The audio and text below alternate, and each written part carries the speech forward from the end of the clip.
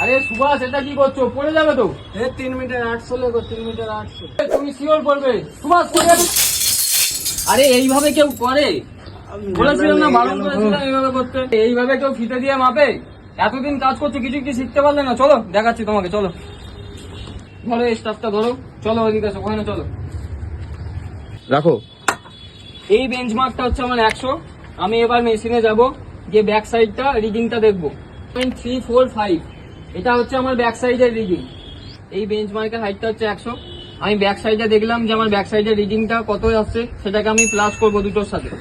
Plus করার পর দিয়ে স্টাফটা তোমাকে ওই স্ল্যাবে নিয়ে যেতে হবে, গিয়ে স্টাফটা উল্টো করে ধরতে হবে। যাও, স্টাফটা উল্টো করে ধরো। আমার স্টাফের রিডিং আসছে 2.40। এবার নিচে চলে আসো, তোমাকে আমি ক্যালকুলেশনটা বুঝিয়ে দিচ্ছি। এইটা হচ্ছে আমার লেভেল সিট, এটা হচ্ছে আমার বেঞ্চমার্ক, এইটা হচ্ছে আমার ব্যাক সাইড। ব্যাক সাইডের রিডিং হলো 1.345। এটা হচ্ছে আমার এইচআই, মানে হচ্ছে ইনস্ট্রুমেন্ট হাইট।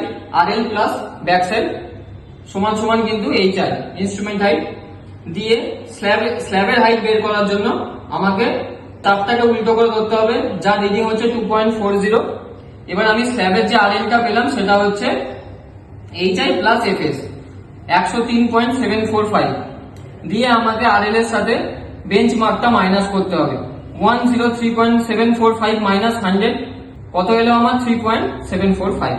এইটা হচ্ছে আমার স্ল্যাবের হাইটটা, বুঝলি?